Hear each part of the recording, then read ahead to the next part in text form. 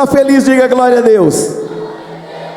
Coloque a mão na tua cabeça e diga assim: Senhor Jesus, eu vim aqui nesta noite para adorar o teu nome, em gratidão por tudo aquilo que o Senhor já fez lá naquela cruz, daquele Calvário, entregando inteiramente a sua vida em resgate pela minha vida.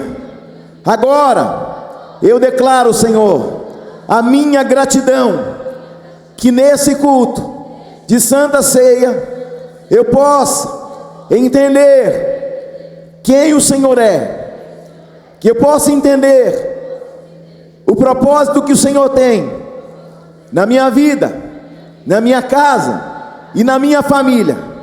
Eu abençoo a minha vida, eu abençoo a minha casa, eu abençoo tudo aquilo que já foi liberado aqui, eu abençoo este ambiente e declaro que a minha mente está aberta, que os meus ouvidos desobstruídos para ouvir, para entender aquilo que o céu já liberou sobre a minha vida. Amém? Quem está aí? João capítulo de número 1.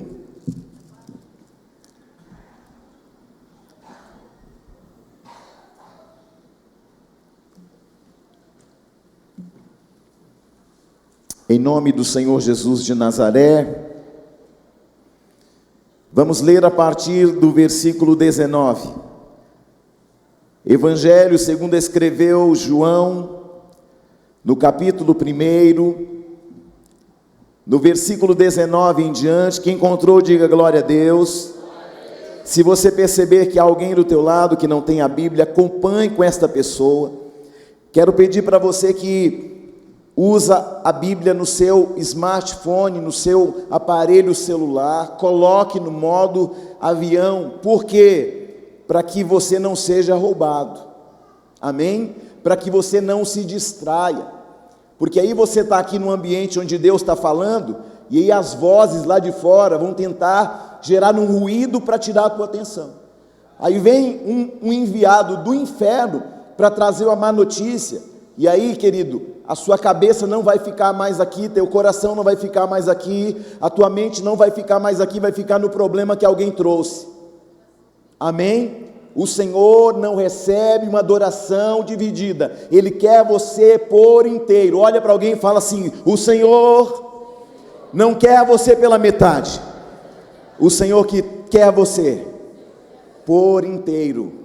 Deixe suas preocupações lá fora. Amém?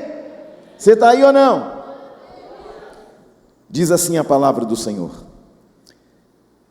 este foi o testemunho de João, quando os judeus lhe enviaram de Jerusalém sacerdotes e levitas para lhe perguntarem: quem és tu? Ele confessou e não negou. Confessou: eu não sou o Cristo. Então lhe perguntaram: quem és, pois? És tu Elias? Ele disse: não sou. És tu o profeta? Respondeu: não.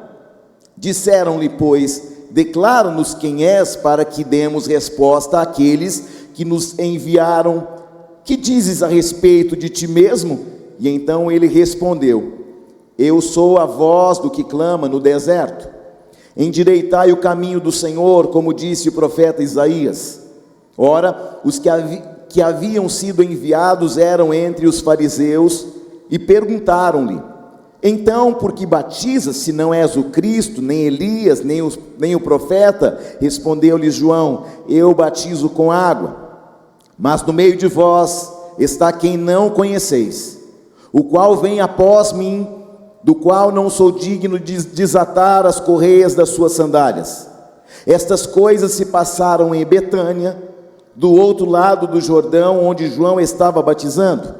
No dia seguinte viu João a Jesus que vinha para ele e disse: eis o Cordeiro de Deus que tira o pecado do mundo.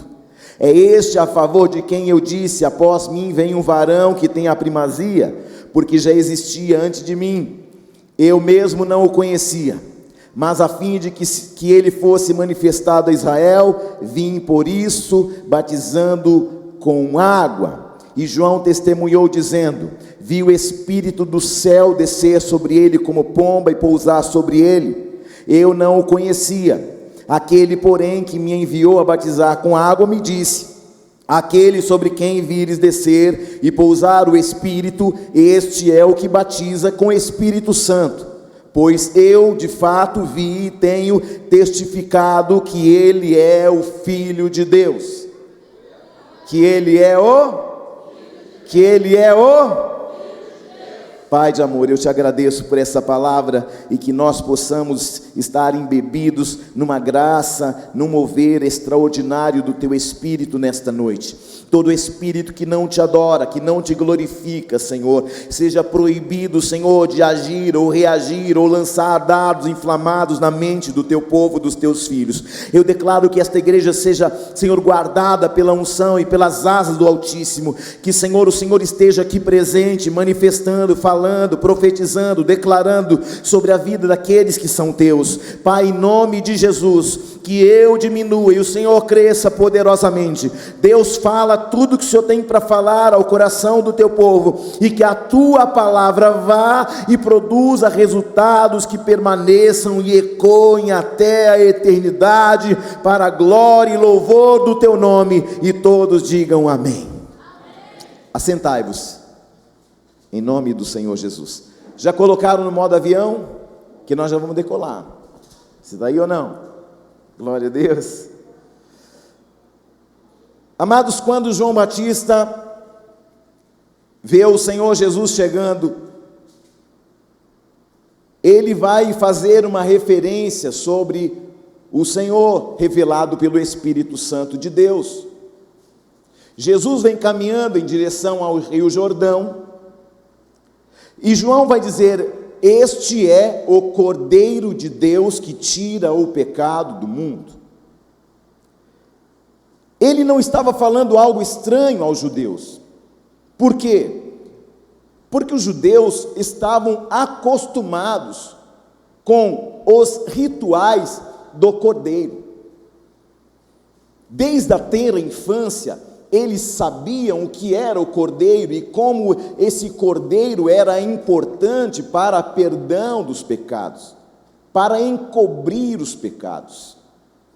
A questão do cordeiro oferecido a Deus em sacrifício era muito comum entre os judeus. Eles sabiam exatamente o que isso representava. Eles estavam acostumados com esse ritual do sacrifício do cordeiro. Era algo que fazia parte do cotidiano, da vida contínua, do dia a dia destes homens e mulheres, na sua vida religiosa.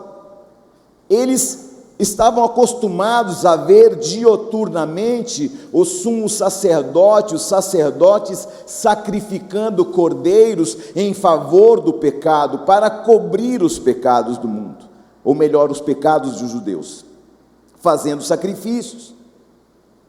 Então, quando alguém pecava, o que acontecia? Pegava-se um cordeiro sem defeito, macho, e sacrificava. O sacerdote pegava a sua mão direita, impunha sobre a cabeça do pecador e transferia para o cordeiro, e depois sacrificava o cordeiro para cobrir o pecado do pecador. Então, estes animais quadrúpedes, eles eram já uma realidade do povo judeu. Eles já sabiam, eles estavam assim, muito inteirados nestas informações e nestes fatos religiosos. Era uma questão de cultura judaica.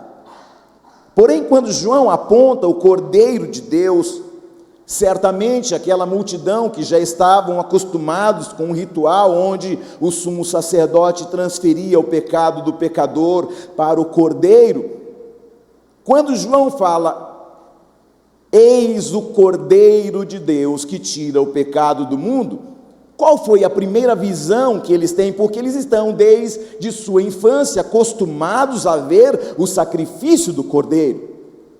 Quando eles ouvem João falar o cordeiro de Deus que tira o pecado do mundo, qual é a primeira visão que eles têm? Eles esperam um quadrúpede. Eles estão esperando de repente um cordeiro diferenciado. Um cordeiro, de repente, criado no Santo dos Santos, de repente um cordeiro diferenciado com a sua alimentação, com a sua separação, mas o que eles veem é um homem vindo em direção a João. Eles se assustam, afinal de contas, quando se falava de cordeiro, eles já pensavam logo em um cordeiro com 4 patas. Você está aí ou não? Então, quando João aponta o cordeiro de Deus, aqueles que estavam ali, que esperavam o animal, viram então um homem vindo. Quando eles olham, e João vai ver esse Jesus se aproximando ali.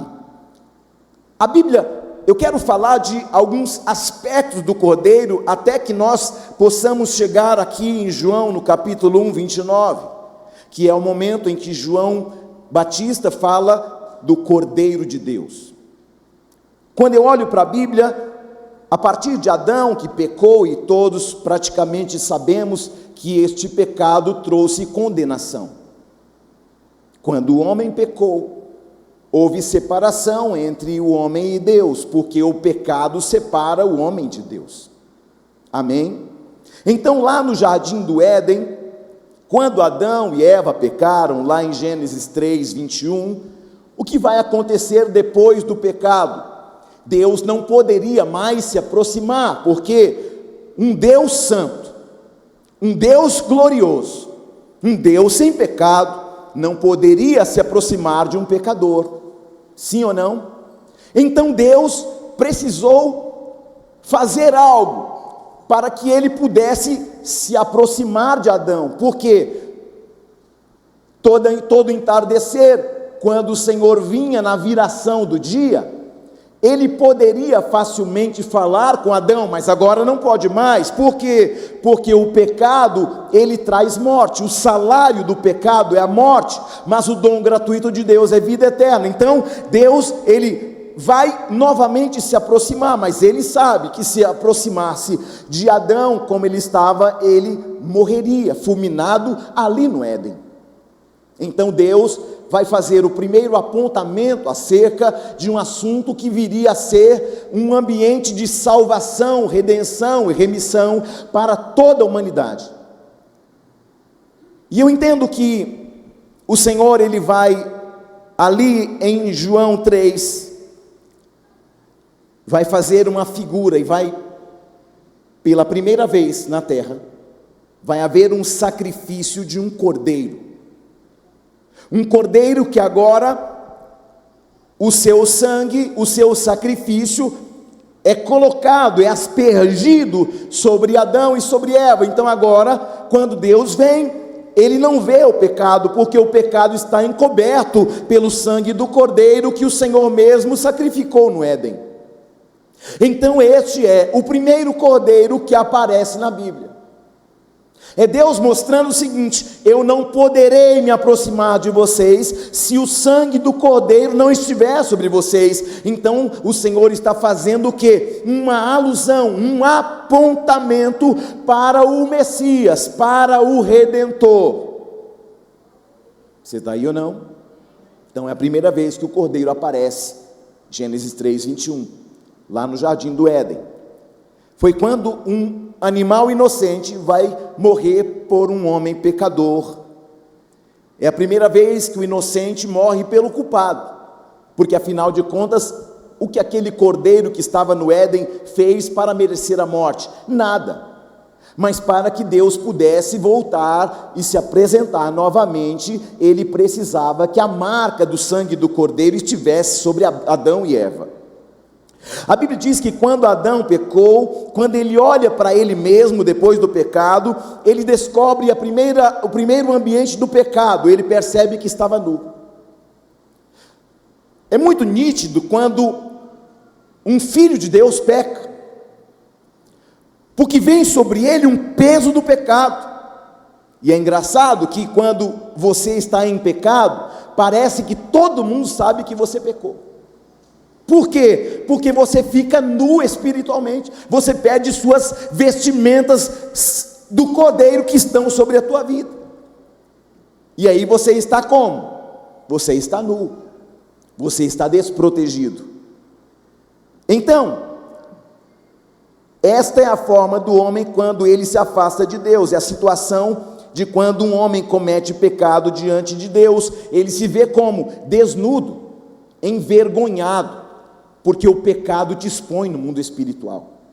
Você pode esconder um pecado do marido, da esposa, do patrão, do pastor, mas no mundo espiritual você está exposto, ou seja, você está desnudo, você está nu.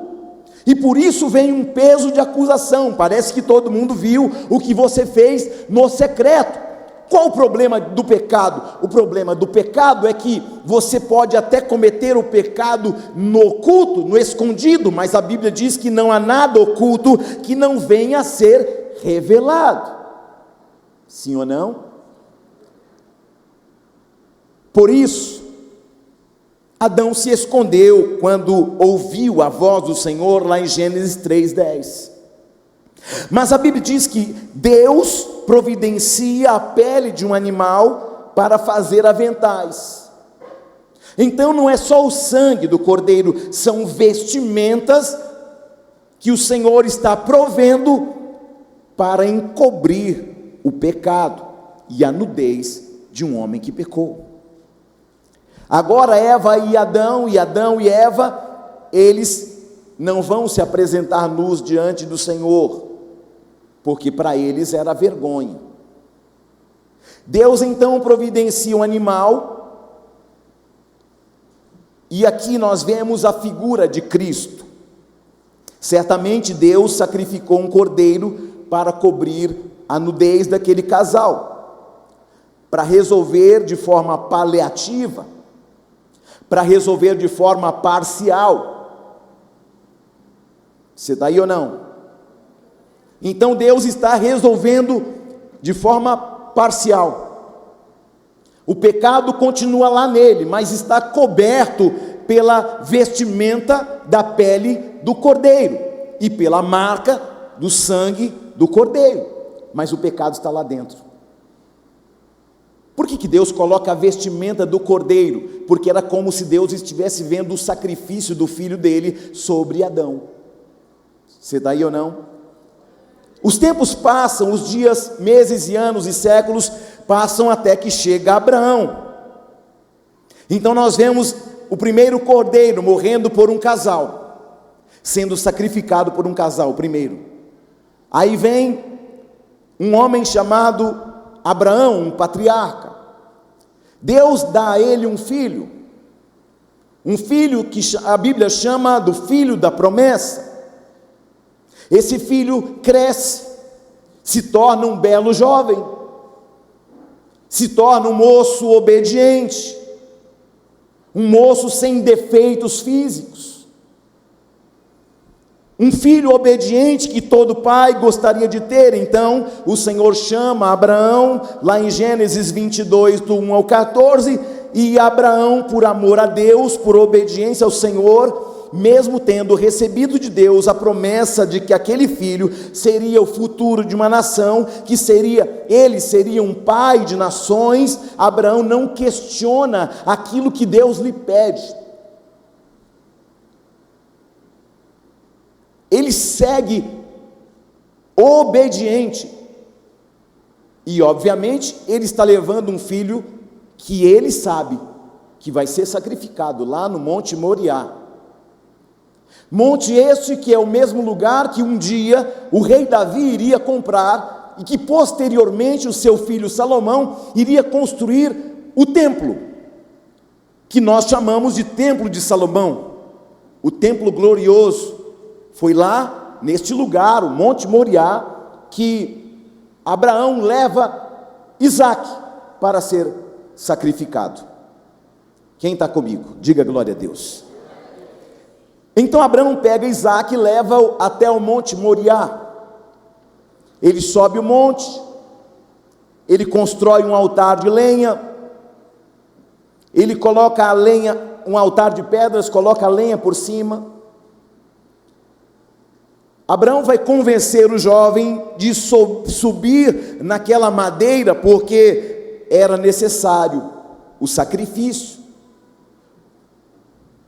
Então Abraão convence o jovem de que ele seria sacrificado a Deus, de que isto valeria muito a pena. Então Isaque, que já era um moço forte, poderia sair correndo, sim ou não? Mas ele decide obedecer. Às vezes Deus nos pede algo e nós preferimos fugir, porque fugir é mais fácil, se esconder é mais fácil.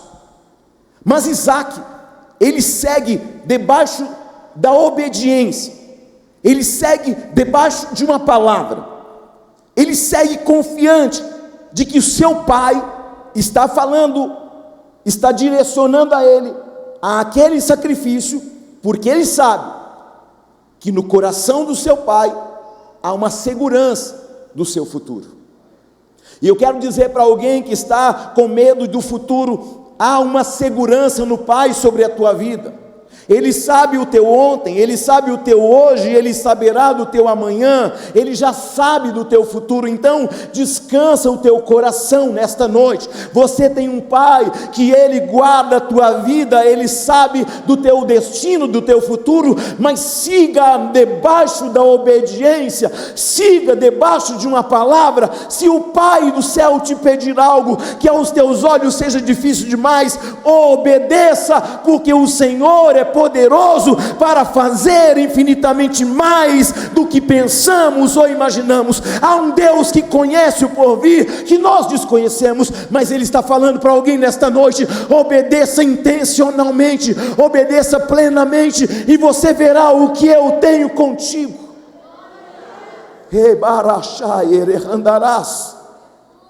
Eles constroem um altar. Abraão convence o jovem. O jovem aceita ser o sacrifício. Ele é colocado em cima da lenha para ser sacrificado. Mas a Bíblia vai dizer que quando Abraão ergue o cutelo para imolar aquele jovem, Deus brada do céu dizendo: Abraão, não faças tal contra o moço, porque eu já sei que tu temes. Escute, não era sobre Isaque, era sobre Abraão. Você está aí ou não? Às vezes Deus te pede algo, não é sobre algo, é sobre você. Deus tem um interesse particular em você. Você está aí ou não? E a Bíblia diz que quando Abraão ergue os olhos, e é incrível porque há uma pergunta que sai da boca de Isaque para Abraão: papai, eu já sacrifiquei com o Senhor várias vezes. O Senhor leva a lenha, o Senhor leva muitas vezes algumas pedras, o Senhor leva o cutelo, o Senhor leva o fogo, mas eu percebo que o Senhor parece que esqueceu o sacrifício. Será que o Senhor não esqueceu o cordeiro? Onde está o cordeiro para o sacrifício? Irmãos, esta pergunta vai ecoar por meses, séculos, tempos e tempos, e alguém lá no Jordão, lá em João 1:29, vai responder a pergunta de Isaque: onde está o cordeiro? Aí, essa pergunta ecoa sobre o tempo, e aqui João Batista vai dizer: eis o Cordeiro de Deus. É incrível porque Abraão, ele toma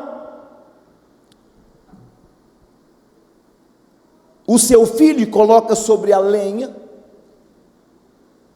Mas o que me chama a atenção é que quando ele vai para sacrificar o menino, Abraão, depois de ouvir a voz de Deus, que diz para ele não sacrificar, porque já havia recebido a oferta, veja bem, ele nem havia feito, mas Deus já tinha recebido. Por quê? Porque Deus já tinha visitado o futuro e já sabia que ele iria de fato sacrificar. Você está aí ou não? E então, imagina, de repente, quando Abraão olha, tem um carneiro. Ah, mas o senhor está falando de cordeiro, agora está falando de carneiro. O que é o carneiro? O carneiro é o cordeiro macho maduro, que já reproduz, mas já foi uma ovelha, mas agora é maduro. O que o Senhor está falando no Monte Moriá? Está falando assim, um dia o cordeiro vai ficar maduro.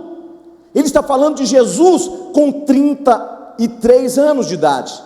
Ele está apontando para o futuro, deixando claro que aquele cordeiro vai amadurecer. O carneiro tem chifre, o chifre representa o quê? A autoridade. O Senhor está falando assim, aquele que vai estar pronto para ser sacrificado, vai ter maturidade, mas eu vou dar a ele, por causa do sacrifício, a autoridade. Aleluia! Deus, a partir daquele ponto, está apontando e mostrando para Abraão o seguinte: eu já fiz um sacrifício no Éden, estou apontando para vocês agora que eu mesmo proverei, porque Deus proveu ali no Monte Moriá um carneiro, que seria sacrificado em nome e no lugar do menino Isaque. Você está aí ou não? Imagina a alegria daquele pai em poder ver seu filho livre da morte, porque ele encontra alguém ou algo que pode ser colocado no lugar do seu filho, para substituir o seu filho no altar de Deus. Aquele cordeiro está ali para salvar a vida agora de um jovem. Então o primeiro cordeiro salva quê? Salva um casal, uma família. Agora o cordeiro ou o carneiro está salvando a vida de um jovem que tem uma promessa. Então olha como Deus vai norteando a história. E agora Isaque é salvo no Monte Moriá pelo segundo cordeiro. Ele substitui Isaque na hora do sacrifício. O que Deus estava mostrando à humanidade? Deus estava mostrando o caminho de salvação. Parecia uma pequena vereda. Eu não sei se você já viu uma fonte de água. Ela é pequena, ela parece insignificante, mas ela borbulha, e parece que não vai dar em nada. Então, quando nós vemos o primeiro sacrifício do Éden, é apenas uma mina pequena, é apenas uma referência mínima, mas agora já está numa proporção maior. Ela já escorre para um outro ambiente. Deus está fazendo o que? Deus está alargando o ambiente, Deus está alargando as águas. Então o que é uma fonte pequena, um sinal mínimo que Deus mostra lá no Éden, agora já tem um sinal maior. Você está entendendo, sim ou não? Agora, parecia uma pequena vereda. Quando ele mata o primeiro cordeiro para cobrir a nudez do casal, era apenas um pequeno sinal, mas já era Deus demonstrando o que iria fazer no futuro, porque ele havia dito para Satanás: olha, Satanás, haverá inimizade entre a tua semente e a semente da mulher, falando que um menino nasceria da semente de uma mulher, e o seu nome, Jesus Cristo, que seria quem? O verdadeiro Cordeiro de Deus, que tira o pecado do mundo. Você está aí ou não? Já era Deus mostrando o que iria fazer no futuro, porque ele havia dito para Satanás essas frases. Deus estava profetizando a vinda do Salvador, que esmagaria a cabeça de Satanás, conforme Gênesis 3,15. Eu já ministrei sobre isso aqui. O Monte Gólgota, o Monte Caveira, eu já estive em Jerusalém, perto da rodoviária de Jerusalém, tem um monte chamado Monte Caveira. Quando você está no Jardim do Sepulcro, que é onde Jesus foi sepultado, quando você olha assim, a mais ou menos uns 300 metros à frente, você vê um paredão, e naquele paredão tem como se fosse uma caveira mesmo, e foi lá que Jesus foi sacrificado, foi lá que Jesus foi crucificado. E então, quando a cruz ela desce sobre o Monte Caveira, preste atenção nisso, porque Deus tinha falado o quê? Que Satanás iria picar os calcanhares de Jesus. Como foi que ele foi picado? Ele foi picado pelos cravos, quando os homens cravam os pés de Jesus naquela cruz. Mas também diz que a cabeça da serpente seria esmagada. Então, quando aquela cruz desce no Monte Caveira, imagina uma espada entrando no crânio, imagina os pés de Jesus estava sobre a cabeça de Satanás, e Deus está cumprindo cabalmente a sua palavra. Você está aí ou não? Deus estava profetizando a vinda do Salvador, que esmagaria a cabeça de Satanás, conforme Gênesis 3,15. E o que mais a gente vê, amados, nessas passagens bíblicas? Quanto mais você vai aprofundando, quanto mais você vai caminhando, quanto mais vai chegando mais perto de Jesus, mais as coisas vão ficando claras, mais os caminhos vão se abrindo, mais a visão vai clareando. Parece que os cordeiros que Deus utiliza desde Adão até chegar em João Batista, cada vez o cordeiro ele tem uma capacidade maior, um alcance maior, uma cobertura maior sobre as pessoas. Primeiro está cobrindo, perceba, só cobre o casal. Mas na segunda, o cordeiro, ele vem para impedir a morte de um jovem. Olha outra dimensão, olha só, começou pequeno, primeiro só cobriu, mas agora o carneiro, ele não só cobre, ele substitui o menino, ele substitui o jovem. Então Deus está fazendo o que? Alargando as estacas mais. Você está aí ou não? O primeiro cobre a nudez física do casal, mas o segundo, ele já consegue salvar uma vida. Percebe que a dimensão mudou? Ele já consegue substituir uma pessoa, de não permitir que uma pessoa morra. Por quê? Porque agora aquele carneiro morre no lugar de um jovem. Mudou a dimensão. Percebe isso? Sim ou não? Vocês estão aí? Pelo amor de Deus, não me deixa pregando sozinho. Mas quando a gente chega no capítulo 12 do Êxodo, aí vem a instituição da Páscoa. E na instituição da Páscoa, agora o cordeiro vai ser morto, porque o anjo da morte vai passar pelo Egito e vai matar todo o primogênito, dos animais até os filhos. E aí, qual a orientação do Senhor? Coloquem, asperjam sobre as umbrais das portas e janelas o sangue do cordeiro. Agora o sangue que primeiro só cobriu o casal, que segundo substituiu um jovem, agora este cordeiro da Páscoa, do Pessá, do capítulo 12 de Êxodo, agora vai guardar uma família inteira. Mudou a proporção, percebe? Primeiro cobriu, depois substituiu um jovem. Agora o Senhor está falando, agora o cordeiro vai proteger uma família inteira. Olha as proporções, olha o rio aumentando. Aleluia, você está aí? Está comigo ou não? Quem está comigo? Diga glória a Deus. Então na instituição da Páscoa, um cordeiro, ele agora é mais poderoso do que o do Gênesis. Percebe? Ele agora tem mais força, porque ele não só protege, ele não só salva um, mas agora salva uma família toda. Salva o pai, salva a mãe, sobre o filhinho, salva até os animais, porque as proporções de Deus estão aumentando, porque na medida que o tempo passa, Deus está apresentando o Cordeiro de Deus, que vai chegar lá. Porque esse Cordeiro do Egito, que agora seria imolado, o seu sangue colocado nos umbrais das portas da casa dos judeus, este Cordeiro, a sua morte, agora já conseguia salvar uma família inteira. Você percebe como Deus vai dando sinais? É como um rio que começa a jorrar em um pequeno minadouro, lá no Éden, um pequeno minadouro. Quando chega a Abraão, ele aumenta, quando chega é apenas um córrego, e agora ele salva uma vida, e ele vai aumentando as dimensões.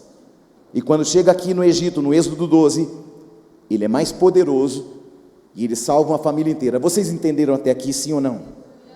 Cobre, depois substitui um, agora está protegendo da morte uma família toda. As dimensões estão aumentando. Por quê? Porque a presença do verdadeiro Cordeiro está chegando. O tempo está passando e Deus está construindo um ambiente. Porque qual é a intenção de Deus? Ele está fazendo um apontamento de quem? Do verdadeiro. Não é mais simbólico. Quando João fala, eis o Cordeiro de Deus, opa, mudou. Era só o Cordeiro. Era só o Cordeiro de Deus, mas agora mudou. Então vamos chegar lá. Era Deus mostrando a toda a humanidade o canal do seu poder e o caminho para a vida eterna. Era um pequeno rio que ia ficando cada vez mais caudaloso, e quando chega no deserto, depois da instituição da lei, em Levítico 16, agora, existia um outro cordeiro, que agora seria oferecido uma vez por ano, e agora não ia salvar mais uma família. Em Levítico 16, este cordeiro ia salvar uma nação inteira, a nação de Israel. Percebe que o rio está mudando? Percebe que as proporções estão aumentando? Agora, olha só, eu vou repetir até que você entenda, você tem que entender isso. Primeiro cobre um homem, depois acontece o que? Substitui um jovem, depois salva uma família, mas agora em Levítico 16, o cordeiro vai salvar toda a nação de Israel. Olha as proporções de Deus. Deus está largando as estacas de salvação. Os gentios não estão, eu e você, o povo brasileiro, o povo da Ásia, o povo da Europa, o povo dos Estados Unidos, que ninguém estava salvo ainda, era só para os judeus, era só para Adão, era só para Isaac, Arachai cantarás, era só para uma família do Êxodo.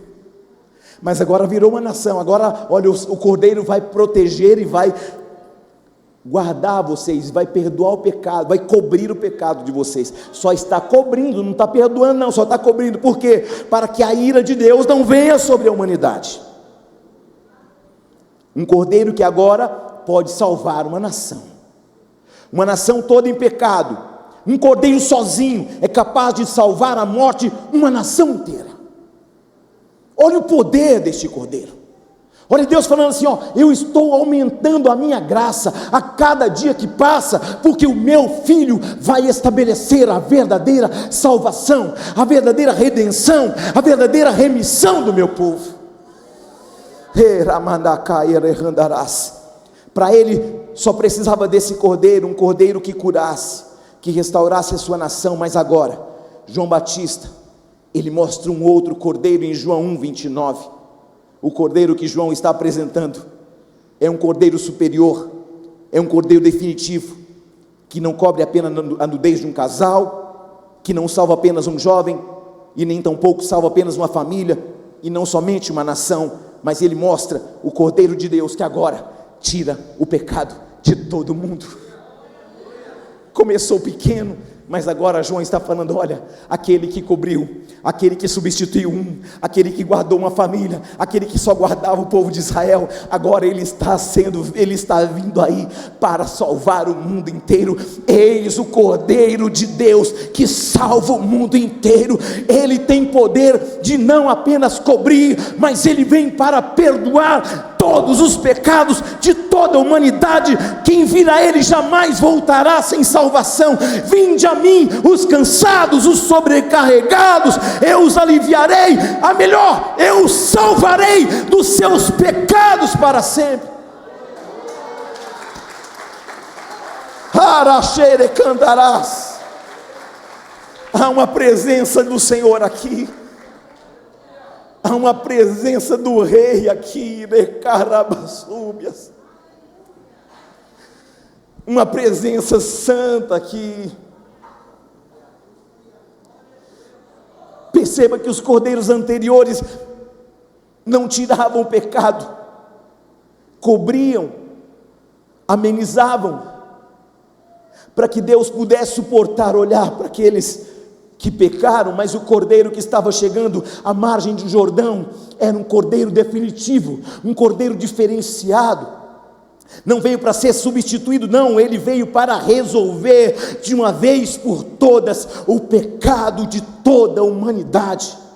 Veio para os seus e os seus não o receberam, mas a todos quanto receberam, deu-lhes poder de serem feitos filhos de Deus, a saber, os que creem no seu nome.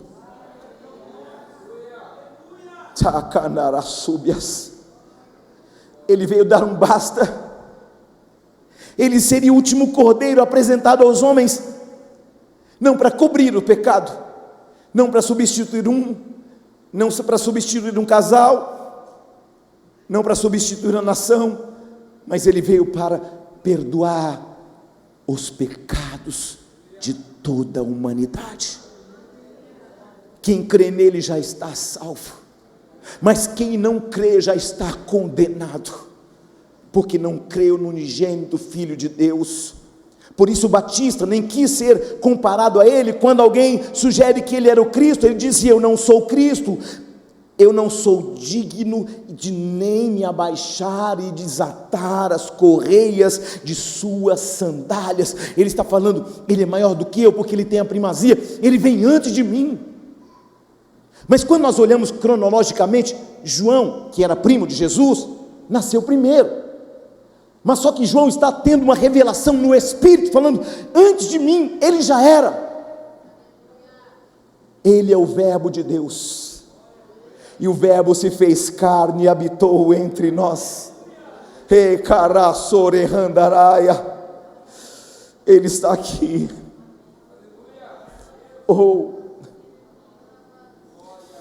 O Rei está aqui. Eu sinto a presença do Rei aqui neste lugar. Cantor de Suriandaraia. Há uma presença do Senhor neste lugar, do Cordeiro verdadeiro, definitivo, que tira o pecado do mundo. Eu não sei como você entrou, eu não sei como tem sido os seus dias, mas há um Senhor que te amou tanto, que deu o seu Filho unigênito, para que todo aquele que nele crê não pereça, mas tenha a vida eterna.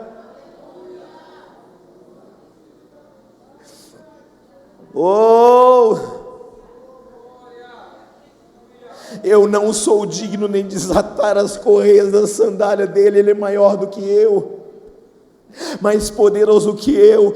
Só para vocês terem uma noção, eu batizo com água para arrependimento, mas ele vos batizará com Espírito Santo e com fogo. Mas agora eu preciso dizer, ele tem na sua mão uma pá, ele vai limpar a sua eira, ele vai separar o trigo, ele vai colocá-lo no celeiro, mas a palha ele vai queimar com fogo que nunca se apagará. João está falando, ele tem poder de salvar, mas ele também tem a autoridade para condenar. Quem? Todo aquele que não tiver o sangue dele, não for remido por ele, ele vai condenar no fogo eterno.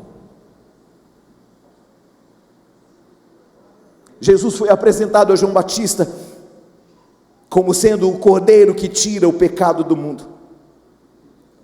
Agora, amados, se para oferecer cordeiros anteriores tinha que ser um sacerdote ungido por Deus, separado por Deus, para oferecer aquele sacrifício, e agora?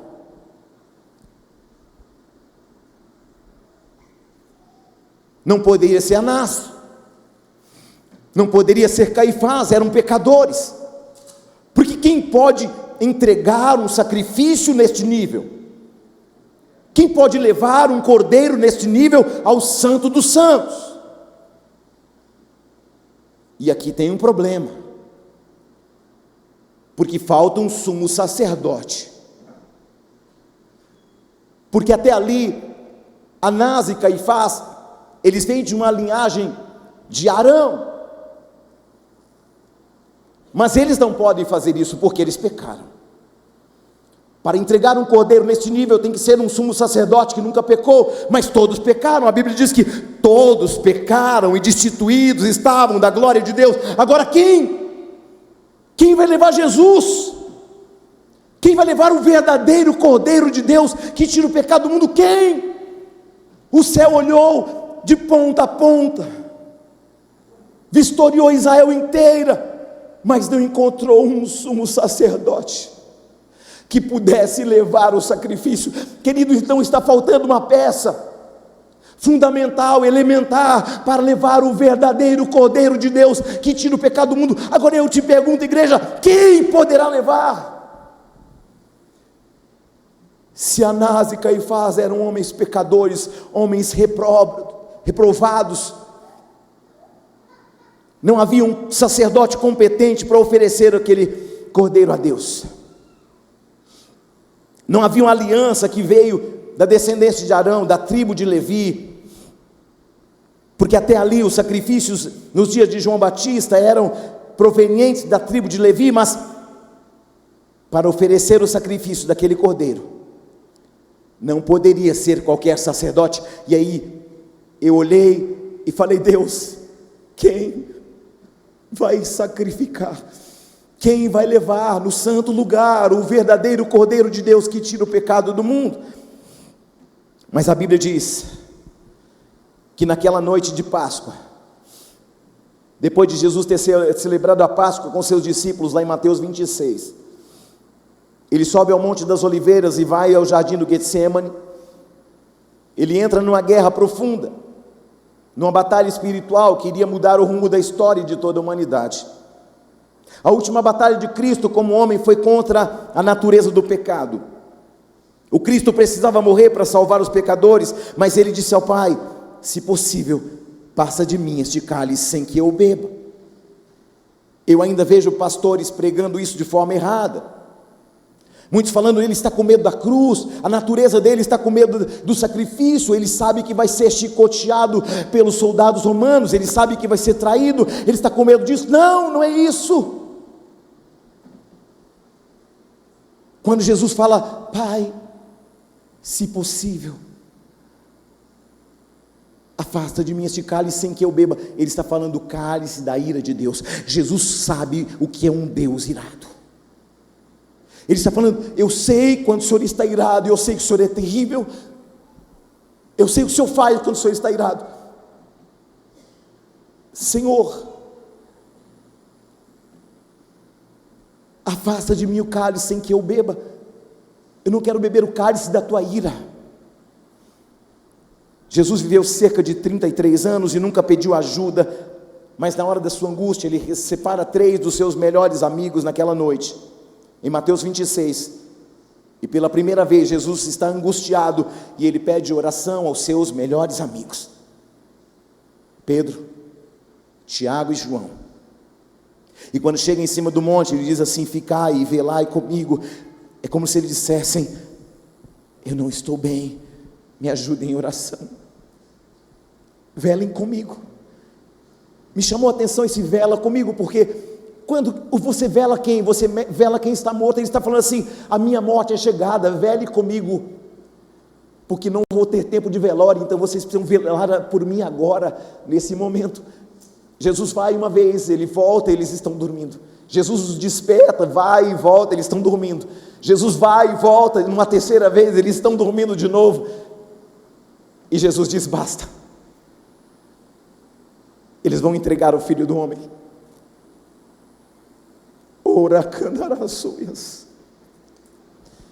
Eu creio que você vai ter a oportunidade um dia no Monte das Oliveiras. Quando eu pisei os meus pés no Monte das Oliveiras, amados, eu fui esmagado e eu não conseguia parar de chorar. Uma dor profunda no meu espírito, porque a presença daquela dor ainda está lá naquele jardim, até nos dias de hoje. Quando eu entrei naquele jardim, eu me sentia esmagado, mas ao mesmo tempo eu me sentia aliviado, porque eu me lembrei que o Redentor vive. Eu me lembrei que Ele passou e venceu a morte. Eu me lembrei que a graça dEle nos basta. Eu me lembrei que onde abundou o pecado, superabundou a graça. Eu me lembrei que Ele está à destra do Pai, intercede por nós. Eu me lembrei que Ele continua vivo e que Ele está dando vida aos filhos do Senhor. Jesus pede oração. Existem algumas lutas, meus amados, que você vai ter que lutar sozinho. Aquela luta, Jesus precisou vencer sozinho. Ele ora ao Pai, ele volta ao encontro daqueles homens, e Jesus sabe que chegou a sua hora. Ele sabe que Jesus vai ser crucificado. Ele volta para os discípulos e diz: agora vocês podem descansar, porque os meus inimigos já se aproximam. O Cordeiro de Deus estava se aproximando do momento da morte, do seu verdadeiro sacrifício. Gênesis 22:7, Abraão, filho dele, diz: pai, nós temos aqui o fogo, a lenha, mas onde está o cordeiro para o holocausto? Na hora do sacrifício de Jesus, a história é diferente. Tinha a lenha, tinha a cruz, que era o madeiro, eles tinham o cordeiro, mas onde está o sacerdote? O que falta agora não é mais o cordeiro, não falta o fogo, porque o Espírito Santo está lá, não falta a madeira, porque a cruz já foi preparada, mas faltava um sacerdote digno de oferecer tamanho sacrifício. Você está entendendo isso, sim ou não, irmãos? Vocês estão comigo em nome de Jesus? Mas a Bíblia diz que quando Jesus foi apresentado ao sumo sacerdote Caifás, em Mateus 26, Caifás faz uma pergunta a Jesus. Ele pergunta assim, Mateus 26, 62, 64: tu és o Cristo? E Jesus disse: muito em breve vocês verão os anjos do céu subindo e descendo sobre o Filho do Homem. Ele faz pergunta e Jesus fala assim: tu dizes, tu és o Cristo, tu dizes.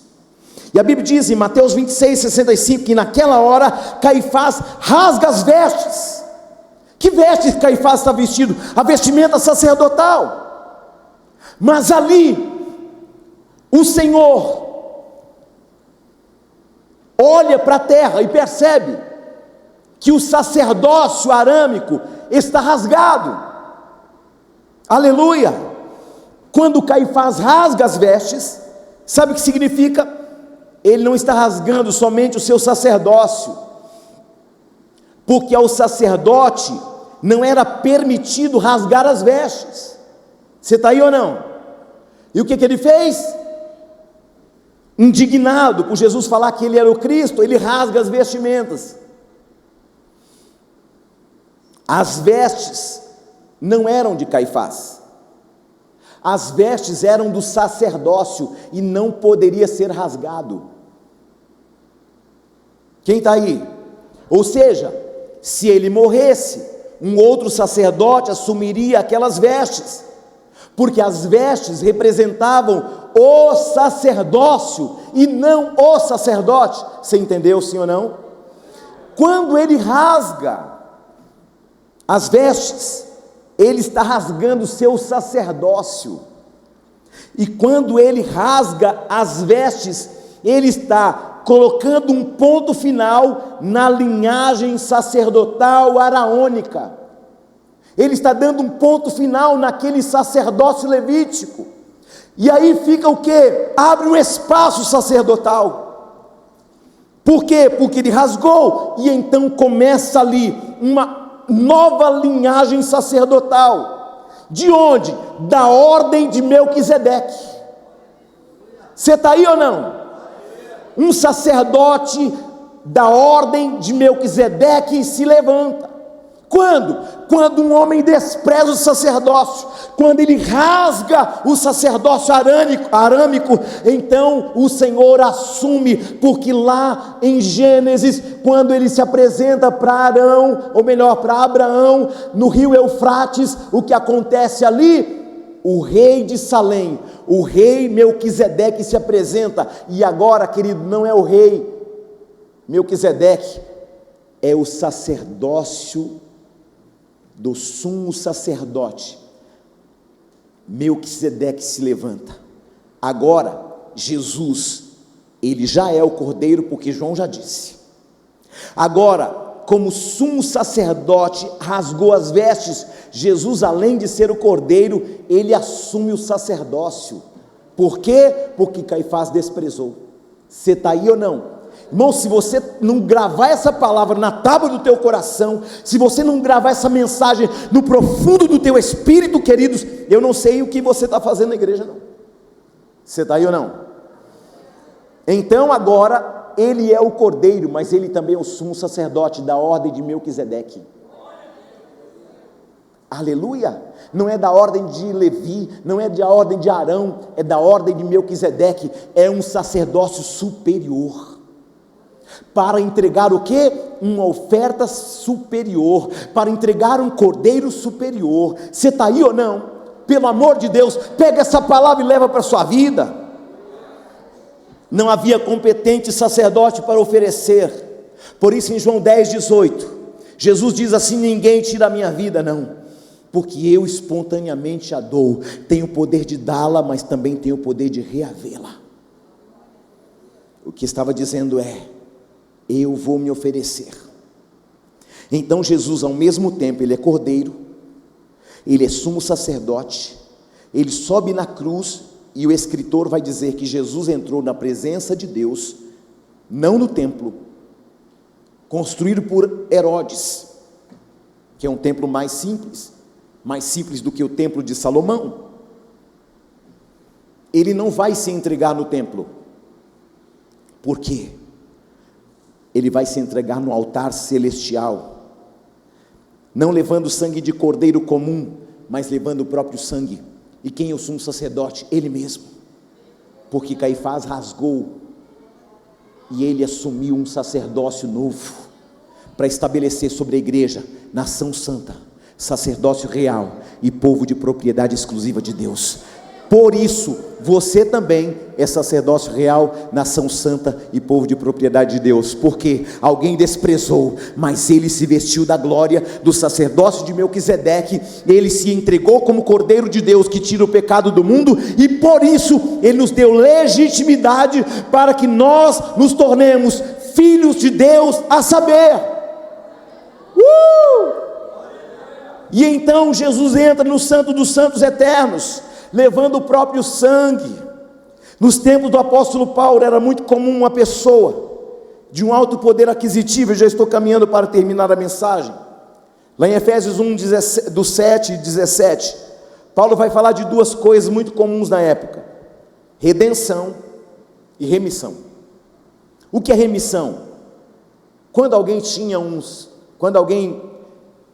precisava de um escravo, alguém checava aquele escravo, os dentes, a força, as pernas, o vigor, os olhos, a audição, ele era checado. E então alguém que tinha poder aquisitivo remia este escravo, e a partir da remissão daquele escravo, aquele homem que comprou este escravo por alto preço, agora é dono dele. Então Jesus também fez isso. Eu e você éramos escravos de Satanás, mas ele deu mais, ele pagou um alto preço por cada um de nós. Então o que ele fez? Ele nos remiu, ele pegou você e a mim, que estávamos cativos num cativeiro de Satanás, nós que éramos escravos do pecado. Jesus vai e com o seu sangue precioso, ele compra você e a mim com o maior preço que jamais alguém entregou na vida de um escravo. Eu e você éramos escravos, mas ele com o seu próprio sangue pagou um preço, falando: eu compro ele, eu compro ela, eu compro esse, eu compro aquele, eu compro o Júnior, eu compro a Lídia, eu compro esses irmãos da Ágape, eu compro aqueles da Ásia, eu compro aqueles da Europa, eu compro aqueles dos Estados Unidos, eu compro aqueles da Venezuela, eu compro aqueles da Itália. Com o meu sangue eu vou remi-los. 1 de Pedro 1, do 18 ao 23 diz que nós não fomos comprados com coisas corruptíveis como prata e ouro, mas com o precioso sangue de Jesus. Mas na época também havia algo que fazia de um homem que tinha condições de pagar o preço por um escravo, porque a remissão, o escravo remido, ele se tornava um serviçal do seu dono. Mas na época também havia, quando alguém tinha um bom coração, quando alguém tinha condição financeira, na época do apóstolo Paulo, um homem que tinha muitos recursos, ele estabelecia a redenção de um escravo. A redenção era diferente da remissão. O remidor, ele comprava o escravo, e o escravo continuava ali, ligado a ele, servindo a ele continuamente. Era o remidor. Mas o redentor era diferente. Ele pegava o escravo, pagava o preço por ele. Quanto ele custa? Custa 1 milhão, eu pago. 2 milhões, eu pago. 5 bilhões, eu pago. Quanto custa esse escravo? Tanto, eu pago. O quanto pedia esse homem, que era aquele que estabelecia a redenção, pagava o preço que fosse. Só que diferente, quando ele estabelecia a redenção, que era um resgate de alto preço, que alguém pagava pelo escravo, ao invés de mantê-lo preso, dava a eles condição de liberdade. Ele falava assim: eu comprei você, só que agora eu estou te dando carta de alforria, você não deve nada para ninguém. Se você quiser ser livre, se você quiser me servir por amor, você serve, mas se você quiser servir a você mesmo, você serve. Queridos, Jesus fez isso comigo, Jesus estabeleceu isso com você, Ele nos remiu, mas além de tudo, Ele nos deu redenção. Ele falou assim: além de comprar você, para você me servir, não, eu vou além, eu vou estabelecer redenção sobre você, eu vou pagar o preço do meu sangue, da minha vida por você. Mas você, se você nunca quiser me servir, se você nunca quiser entrar na minha casa, se você nunca quiser, eu estou pagando, mas se você quiser ficar comigo, eu vou te dar direito à eternidade.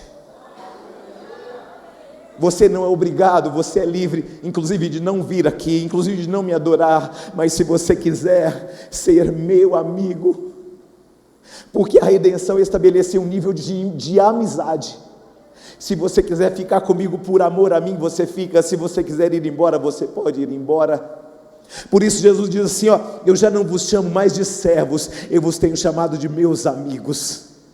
Ei, preste atenção, o Senhor está em busca de amigos, que Ele já estabeleceu redenção. Você sabe o que o Senhor fez na sua vida quando nada você era? Quando eu e você estávamos no lamaçal do pecado, da transgressão e da iniquidade, Ele um dia, antes de que eu ou você nascêssemos, Ele já tinha estabelecido um alto preço para pagar o preço que Satanás tinha estabelecido sobre a sua cabeça, sobre a sua alma, sobre o seu futuro e sobre a sua direção. Eu e você éramos escravos, mas o Senhor disse assim: eu morro por eles, porque o meu amor é esse, de dar a minha vida em favor dos meus amigos, porque ninguém tem maior amor do que este. Aleluia, redenção. E dali em diante, ninguém, depois de um homem ter sido estabelecido redenção, ninguém mais poderia colocá-lo na escravidão de novo. Sabe por quê? Porque quando alguém falava assim: você vai ser meu, você era escravo, você vai ser meu escravo, ele mostrava a carta: eu fui estabelecido de redenção, alguém me comprou, e ninguém pode ter controle mais sobre a minha vida. Todas as vezes que alguém falava assim: eu vou prender você, ele falava assim: eu fui comprado por alto preço. Queridos, preste bem atenção. Quando Satanás tentar prender você de novo com suas artimanhas, quando Satanás tentar apontar o teu passado, o teu pecado, a tua transgressão do passado de novo, você fala assim: Satanás, eu fui alforriado, eu fui redimido, o Senhor estabeleceu redenção sobre mim, eu estou livre, eu estou livre. E por causa deste sacrifício, eu e você estamos aqui nesta noite. Por causa deste sacrifício, nós estamos aqui celebrando não somente a morte dele na cruz do Calvário, mas muito mais que isso, hoje estamos celebrando a sua ressurreição. Pois um dia como esse, onde o mundo por aí anda e vela uma figura de um corpo morto, imóvel, um Cristo carregado nas ruas, nas costas pelas pessoas, nós estamos celebrando um Cristo vivo, lá no sepulcro de Jesus. Tem uma porta de madeira, essa porta não era de madeira. Você vai perceber o dia que você for em Jerusalém, que tem um corredor assim, um trilho. Eles colocavam uma pedra que rolava, e quando essa pedra rolava, ela tampava o túmulo, que tinha uma porta de rocha, e ali eles rolavam aquela pedra, fechavam e selavam com argamassa, colocavam cordas e selavam com o selo do Império Romano, para que ninguém abrisse. Mas preste atenção, Maria Madalena, no domingo de Páscoa, ela pega bálsamo, ela pega o azeite, ela pega o perfume e o unguento, e elas vão ungir Jesus. Só que quando elas chegam lá, o sepulcro está aberto. Tem um homem lá que elas confundem com um jardineiro e dizem: onde levaram o meu Jesus?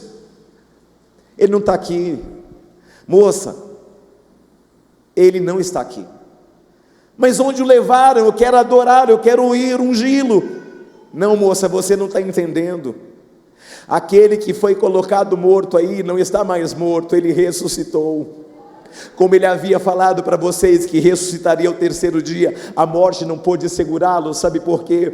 Porque além dele ser um sacerdócio da ordem de Melquisedeque, ele é o Cordeiro de Deus que tira o pecado do mundo, e agora ele está diante do Pai. Ele não está aqui, ele ressuscitou, mas ele mandou um recado para vocês: encontrem a Pedro, encontrem a ele, diga que ele está vivo, e que ele os encontrará na Galileia dos gentios. Preste bem atenção,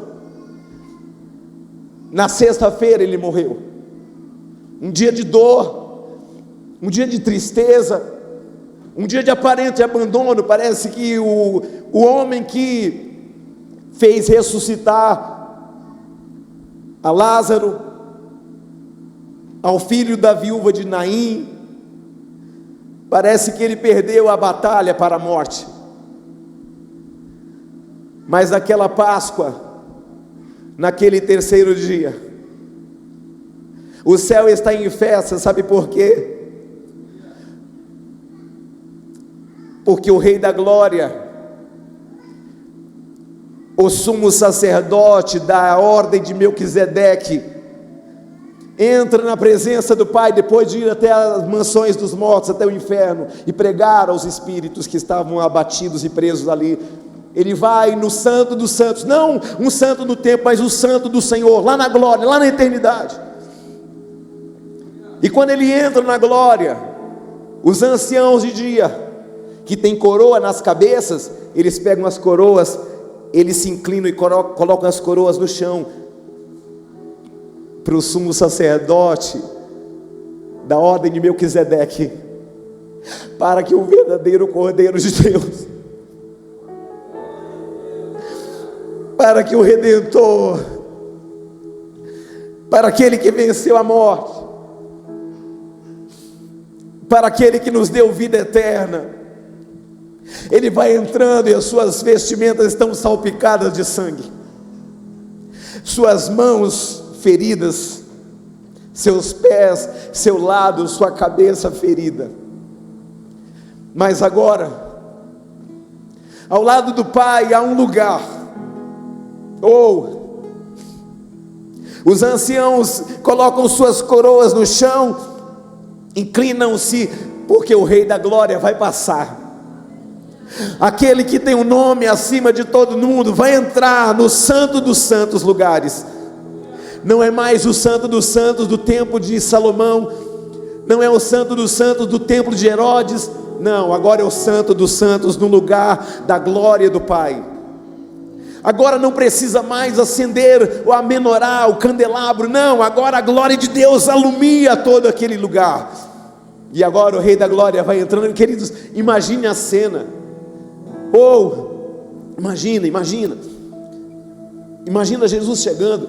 Imagina que o Pai está lá e Jesus vem vencedor, com aquela vestimenta ainda respingada de sangue, cicatriz na sua cabeça, nas suas mãos.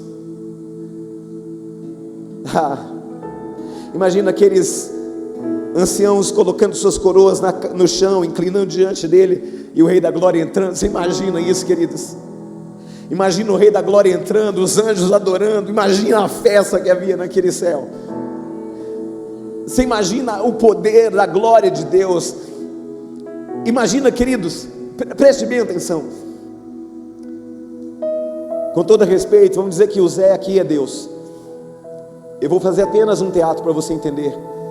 Imagina a saudade deles, porque são 33 anos que eles estão longe. Mas aquele que venceu a morte está chegando e voltando para o Pai. E de repente ele vai entrando, os homens, os anciãos colocam suas coroas e Jesus vai chegando. E ele está com muita saudade do Pai. Ele ora ao Pai e ele está com muita saudade. De repente Jesus vai chegando. Imagina que o Zé aqui é Deus.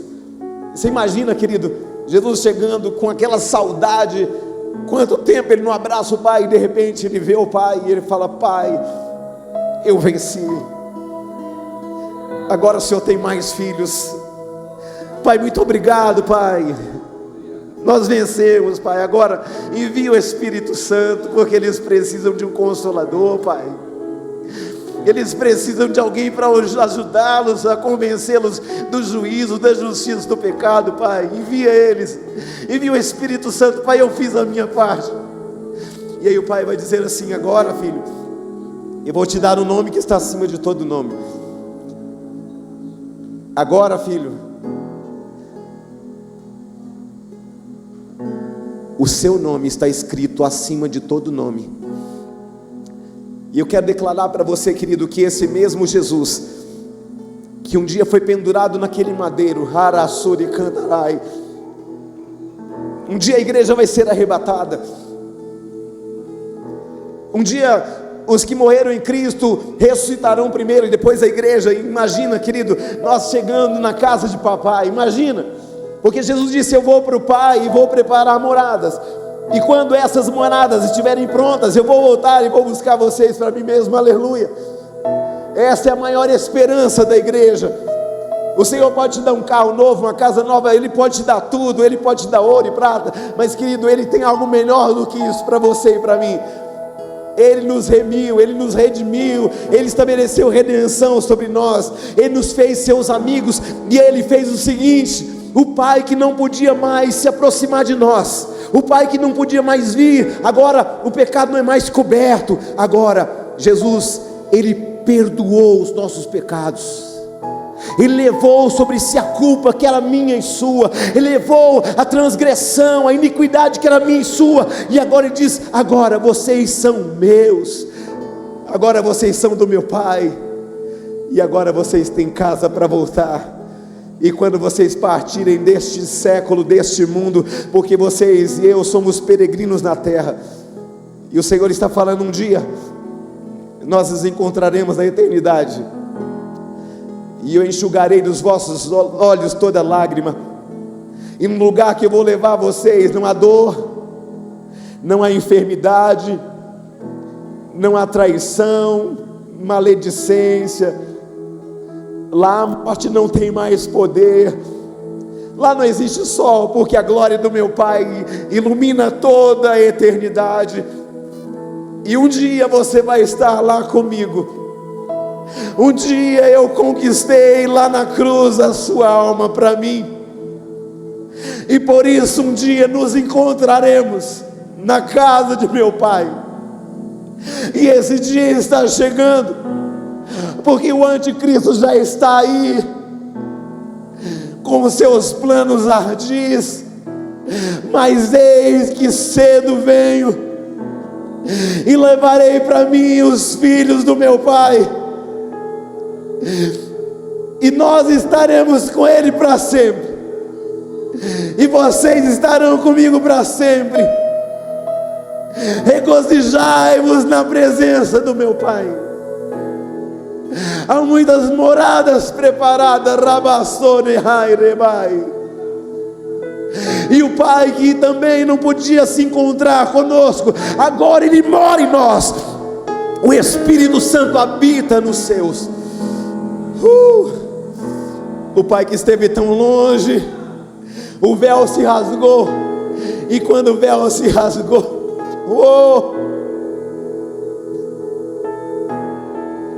O véu que nos separava do Pai se rasgou quando Jesus entrega a sua alma. Quando Ele diz tetelestai, quando Ele diz está consumado, Pai. Pai, eu fiz tudo o que o Senhor mandou. Pai, eu entreguei a minha vida por amor aos meus irmãos. E agora eles já não são mais escravos.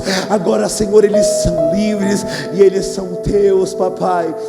Oh, rebai, rehandará. Há uma presença do Senhor aqui, queridos. Quem é espiritual, quem tem ouvidos para ouvir, ouçam o que o Espírito diz à igreja.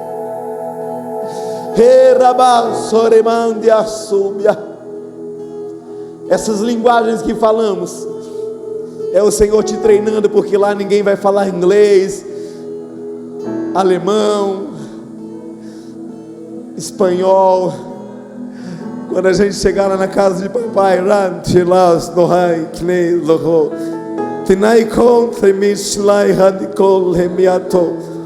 que não lhe hai clonchoclento lahaviotemai tiliando rifos nai rakento naiki tulendo ofrem chol hait nerisle brokiam nai clon pressuri pobre tinai camblacavaste. Eu e você não somos mais um na multidão. Eu não sei como você entrou aqui neste culto de ceia. Eu não sei o que você tem passado, mas eu sei de uma coisa: o meu Redentor vive. E se Ele vive, eu e você podemos crer no amanhã. Eu não sei os níveis das suas lutas, das suas guerras, mas eu sei de uma coisa: o meu Redentor vive. Eu não sei os níveis de luta da tua casa, da tua família, de enfermidade, de dores, de acusações, de apontamentos, mas eu sei de uma coisa: o meu Redentor vive. Ele está aqui, Ele vive. E um dia esta casa estará com Ele.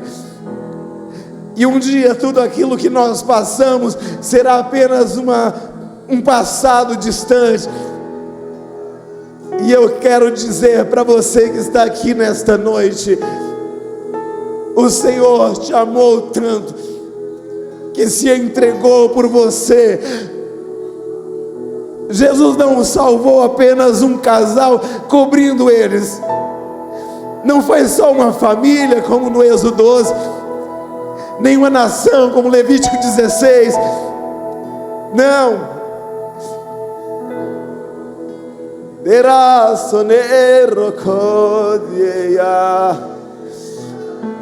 Agora, aquilo que João disse: o Cordeiro de Deus que tira o pecado do mundo, Ele está aqui.